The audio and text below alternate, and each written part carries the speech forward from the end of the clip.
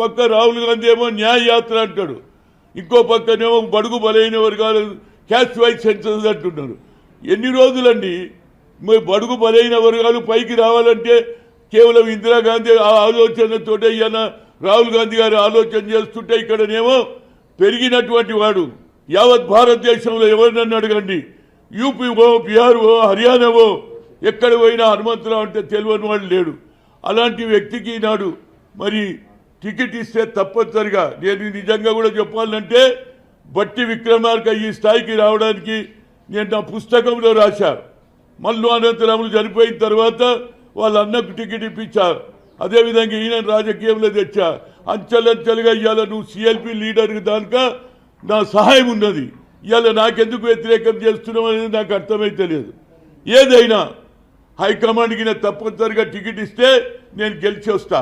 ఎందుకంటే నాకు ఒక ఆలోచన ఉన్నది, రాజీవ్ ఆలోచనను ఇంప్లిమెంట్ చేయాలి, ఖమ్మంలో గిరిజన ప్రాంతాన్ని అభివృద్ధి చేయాలని ఆలోచన ఉన్నది. కాబట్టి నేను అడుగుతున్నా, రేపు జరగబోయే దాంట్లో ఖమ్మం నేను తప్పనిసరిగా గెలుస్తాను. అక్కడ ప్రజలే అడుగుతున్నారు రా ఇవాళ బీసీలు. ఎందుకంటే 4 సీట్లు రిజర్వేషన్ పోయినాయి, 3 జనరల్ ఉంటే 3 కూడా మీరు అప్పర్ క్లాస్కి ఇచ్చారు.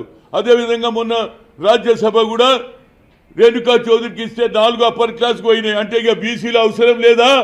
బీసీలు ఓట్లేసే మిషన్లమా? బీసీలకు న్యాయం జరగదా? మరి రాహుల్ గాంధీ ఏమో పొద్దున్న లేస్తే కులగని అంటున్నాడు, జిత్తున ఇచ్చేదారి ఉత్తి భాగీదారి అంటున్నాడు, ఎక్కడ పోయినా ఎక్స్రే అంటున్నాడు.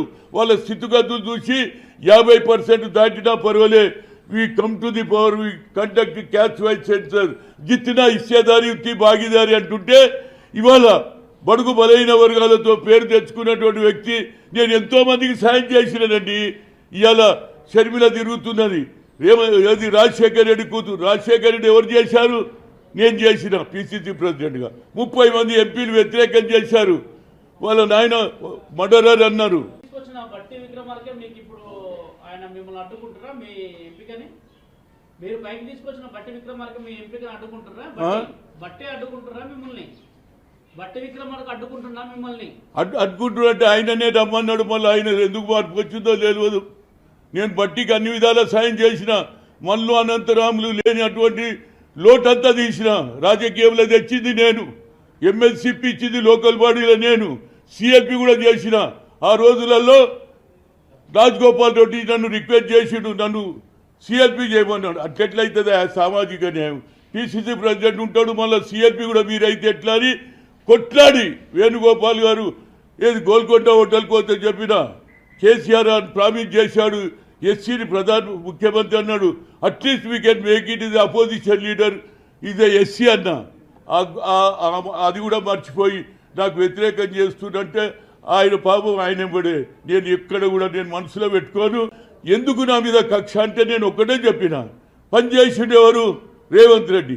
ఆయన కావాలని నేను అడిగిన తప్పే ఉన్నది? నిజంగా కష్టపడ్డా లేదా? పార్టీని బలోపేతం చేసినా లేదా? హెలికాప్టర్లో ఆయన తిరిగితే నేను కార్లో తిరిగిన అన్ని దగ్గరికి. అది కూడా వేణుగోపాల్ గారు చెప్తే. రాహుల్ గాంధీ కూడా న్యాయ యాత్ర అంటున్నాడు.